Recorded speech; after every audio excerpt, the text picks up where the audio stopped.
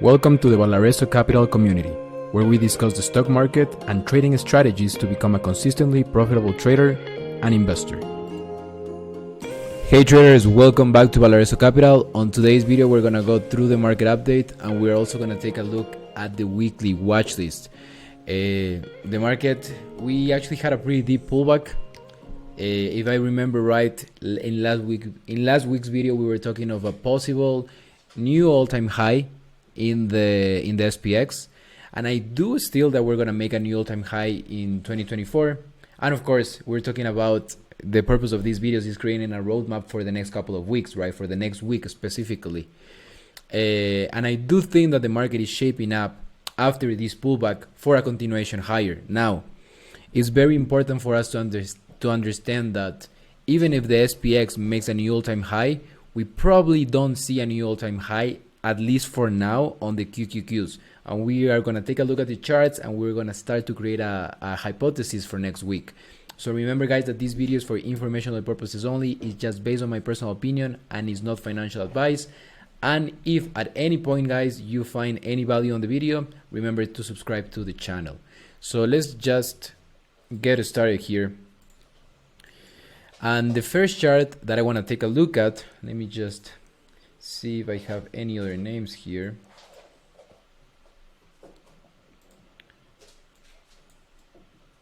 Let me just check. Okay, here we go. So the chart that I want to take a look at here first is going to be the equal weighted S&P 500. And one of the reasons that I want to take a look at the equal weighted S&P 500 is because we are clearly seeing that even though we had these massive pullbacks on the semiconductors and we have these massive pullbacks on the QQQs, the equal weighted S&P 500 is actually holding pretty nicely here. You can see that we are holding this base and we're basically and the price continues to trade above this 21 exponential moving average wave. Above this 21 exponential moving average. And the interesting thing is that this is basically the first day since the beginning of this pullback that we actually have the price closing above that previous day anchor VWAP.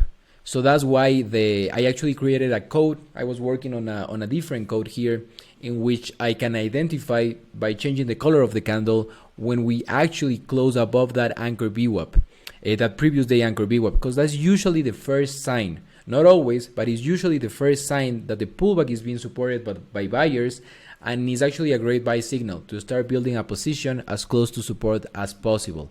So you can see here that we had this really nice candle, right? It tried to engulf the previous candle, but it couldn't. But this is actually a pretty nice close, right? We're holding this gap, we're holding this 21 exponential moving average, and we actually close above that previous day anchor VWAP. If we happen to continue to chop in this base, I do think that at some point we're gonna make a higher low here and take a look at this anchor VWAP that we have from the swing high. As soon as we can close above it, then probably that's gonna be the suggestion that we're gonna continue to the upside. But this action continues to be bullish, right? As long as we don't break to the downside, we continue to be pretty bullish in the equal weighted, and you can see that my momentum indicator is also above this midline, is above 50, so that's actually pretty bullish. So let's take a look here. Let's take a quick look at the SPX, and then we're gonna jump into the Qs and the semis, because I do think that we're starting to see some changes in the structure of the market, and we have to pay attention to those changes in the structure. So let's start here let's take a look here at the SPX. Pretty intense pullback, right? And it felt worse than it actually looks, right? Because what the SPX did, it just came here into that 21 exponential moving average. It's actually pretty bullish, right? This is just a normal retracement and is actually a great setup for a continuation higher, and in my opinion, making a new all-time high before any crazy thing happens after the big expiration that we have in January. This continues to look great. We didn't close above the previous day anchor VWAP, so that's why the candle is red. But the fact that we're holding this 21 exponential moving average makes me think that this is the first suggestion that buyers are starting to show up at these prices, and then perhaps we're gonna see a change in the overall short-term trend. So once again, this anchor VWAP is going to be important. If we happen to close above that anchor VWAP, I think that's going to be the suggestion that we're going to continue to the upside. So actually a pretty straight up setup. But let's take a look at the Qs here. Let's take a look at the Qs. Let's take a quick look at the Qs here. And the thing about the QQQs is that we didn't just pull back to the 21 exponential, right? We actually continued to trade lower, and we actually traded below this 30-day moving average, which is actually not pretty bullish. And if you remember the momentum that we had on the equal weighted, that continues to trend above the EMA. And this one already broke the EMA, and my short-term momentum is already below 50.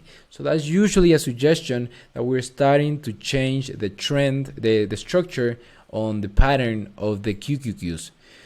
And the thing about this, and let me show you here, we have a huge gap here. We actually have a couple of gaps, but this gap right here in particular is actually a pretty big gap. And most likely, if we happen to see a rally, I wouldn't be surprised if the QQQs only rally to that gap right there. I don't know if we're going to close it, but this does not look as bullish as the equal weighted, and of course does not look as bullish as the SPX. So keep an eye on the Qs. I wouldn't be surprised if we happen to rally in the market, if we happen to see a new all-time high in the SPX, but we don't see that on the Qs, and then perhaps we're going to continue to trade to the downside to test this rising 50 daily moving average. So just be careful here with tech. We have to be pretty selective on the things that we want to trade, especially if we start to see a bounce, because it wouldn't surprise me if this bounce catches a lot of people and then just continues to the downside. So let's just be really careful there. Let's take a look at the semiconductors, and I also want to take a look at the XLK, and then of course some of the mega cap names that are already starting to change the structure. So that's a suggestion that this market is changing its tone. So semiconductors, we came back here, we're testing this breakout level. So far so good, but of course you can see that momentum broke. That is not bullish. We also have this huge gap here. If we happen to see any bounce in the semis, perhaps here is going to be a really nice place to take profits if you happen to buy the pullback here. I unfortunately actually bought the pullback when we came to the 8. Then I added at the 21. So I am underwater in a trade that I have in the semis. But basically just looking for a possible bounce here. My indicator also suggests that we are at support. So perhaps we're going to come here. Basically, I'm just going to close my position here. Semiconductors are changing the structure basically. So that's going to be it for the market. Let's take a quick look at the XLK. That way you can also see how tech, right? The XLK was trending pretty nicely above the moving averages. Now we broke them completely. So momentum is broken, price is broken. Any rallies here are going to be rallies into resistance.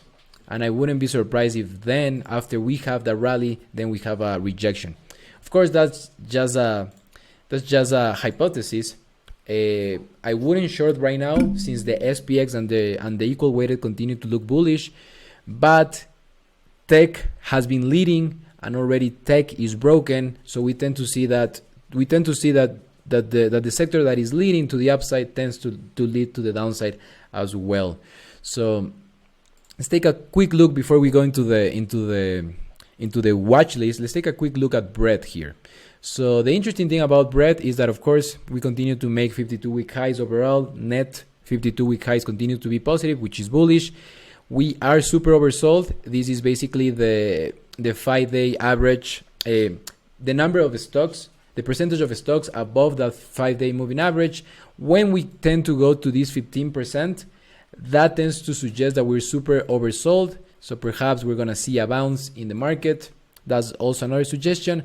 And something interesting to see is that we are starting to turn back in the summation indexes, both for the NYA, which is the NYSE composite, and also for the ISIC, which is the Nasdaq composite. So that's the first suggestion that we're starting to see the first signs of pause in this rally. We don't have a negative cross yet, but if we happen to see that, that's going to be a complete change of the going to be a complete change in the tone of the markets. So we have to be aware we don't have to fight this.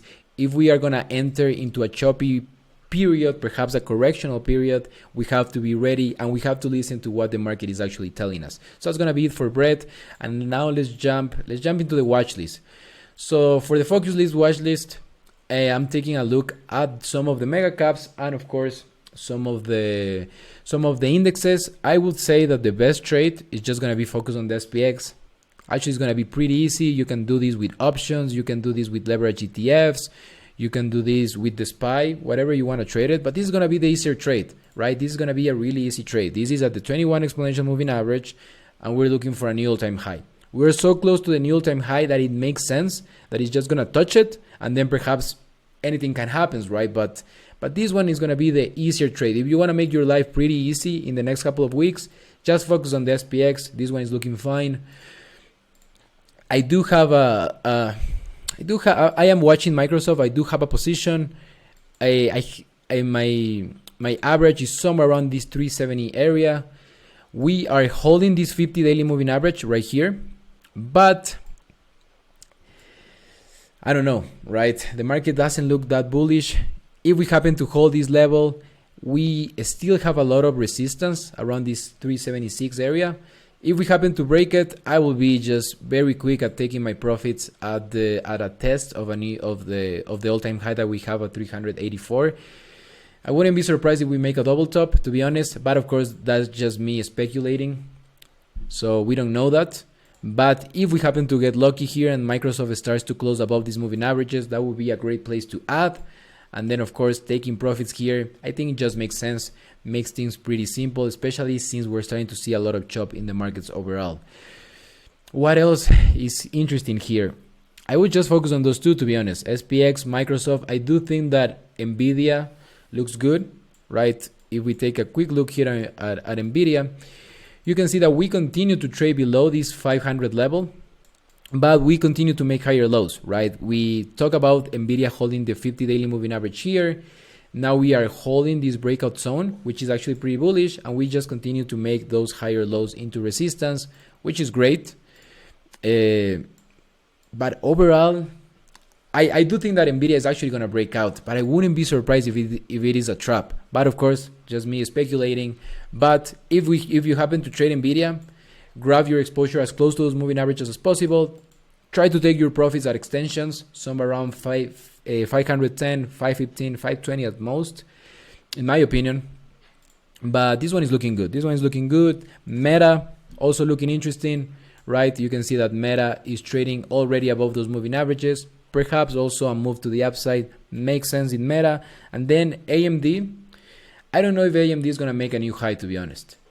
This was a pretty deep pullback, right? We are holding that 21 exponential.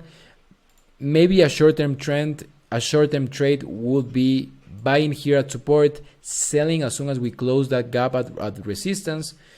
But who knows? Maybe AMD goes and makes a new time high, a new 52-week high. But overall, the market is looking choppy, and the only reason that I'm being cautious is because of how the QQQs are looking. And if you wanna take a look at the Nasdaq composite, if you like looking at that chart, you can also see that this chart broke, right? And let me just see which one is the one that I have my drawings on. Is this one. This one also broke, right? So this is actually a pretty deep pullback. As long as we continue to be below this gap, right? And you can mark this gap is somewhere around this 14,900 level.